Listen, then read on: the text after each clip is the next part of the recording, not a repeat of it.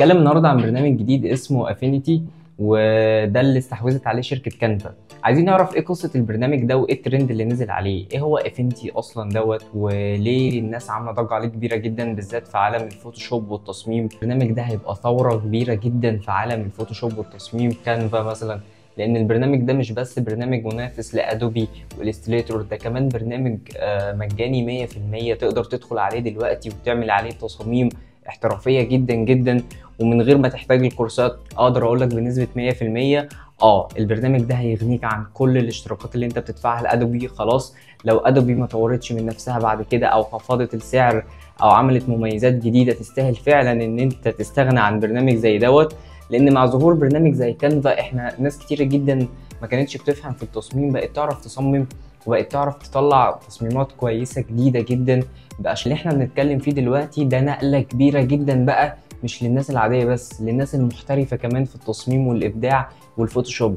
افينيتي ده عباره عن برنامج جمع 3 تطبيقات في تطبيق واحد بس. الديزاينر والفوتو والبابليشر كله اتجمع في فكره واحده بالظبط، هو كله نفس الفكره. البيرسوناز دلوقتي كلهم بقت جوه برنامج واحد، يعني تقدر تدخل على الفيكتور والبيكسل واللاي اوت وتبدل ما بينهم كلهم من غير ما تغير الملف بتاعك. والميزه انه مجاني بالكامل من غير ما تدفع اشتراك، وده مش برومو كود وده مش نصب وده مش ضحك، ده باشتراك مع كانفا، لان كانفا هي اللي مستحوذه على البرنامج وهي اللي اطلقته بشكل مجاني للماك والويندوز، وقريب هينزل على الايباد وهيبقى فيه كمان نسخه منه تنزل على التليفون. في مزايا ذكاء اصطناعي كمان موجوده على البرنامج ده، زي ان انت تقدر تولد صور جديده مثلا من الخيال عن طريق اوبشنز كتيره تقدر تلاقيها في البرنامج، او ان انت تضيف خلفيات AI مثلا عن طريق برضو البرنامج ده، وباكد كله فور فري. الحاجات بتاعه AI دي اغلبها محتاجه كانفا برو، لازم تكون عندك حساب كانفا برو او مشترك في الحساب عشان تقدر تفعل الميزه بتاعت AI مثلا وتستخدم تغير الخلفيات او الكلام ده كله. بس في حاله ان انت دلوقتي مصمم او بتحب التصميم بقى شغل من اساسك، سواء كنت كريتور او عندك اونلاين بيزنس والتصميم اساسي، فانت موضوع الذكاء الاصطناعي ده كده كده محتاجه. واشتراك كانفا بالنسبه لك مقارنه باشتراك ادوبي مش، لكن اوفر 90% من البرنامج تقدر تستخدمه ببلاش. اللي حصل ده حصل بعد ما كانفا استحوذت على افنتي، عشان كانفا عايزه تاكل السوق، وبصراحه مش عارف اذا كان ادوبي هتموت ولا لا. هنا بقى رايك في التعليقات، اذا كنت لسه هتستخدم ادوبي ولا انت خلاص قررت تستغنى عنه وتركز في كانفا وافينيتي وتشوف بقى الحاجات الجديده اللي هي هتنزلها. خليني اديلك ملخص بسيط ما بين اللي كان بيحصل زمان ودلوقتي. زمان كنت انت محتاج 3 تطبيقات، دلوقتي انت محتاج تطبيق واحد بس بتشتريه مرة واحدة بس. دلوقتي برنامج واحد مجاني معاك على طول، وفي نفس الوقت امتداد الملفات بتاعته ملوش نهاية. أهم حاجة ممكن يستخدمها المحترفين في البرنامج إن هو بيدعم كل الملفات زي PSD AI PDF CFG أو TIFF، وكل الملفات وكل انواع الملفات بيدعمها، فانت حرفيا البرنامج موفر كل حاجه.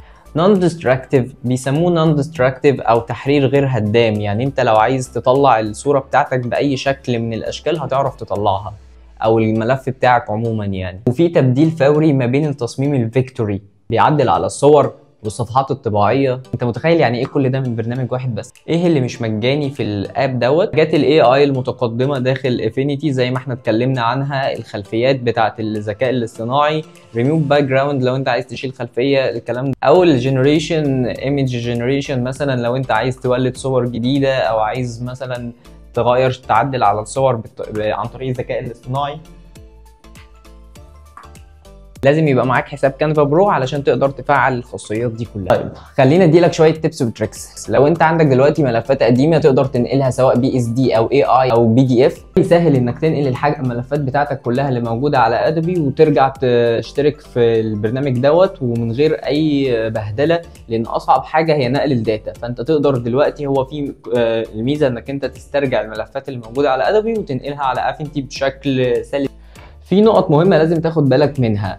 اللغه العربيه مثلا لسه ما بيدعمش اللغه العربيه لحد دلوقتي، بيدعم الخطوط العربيه طبعا بشكل كويس جدا وبيدمج ما بينهم بطريقه سلسه جدا زيه زي اي اب، بالعكس كمان عشان هو مجاني، فالموضوع ده اصلا انا مستغربه فيه.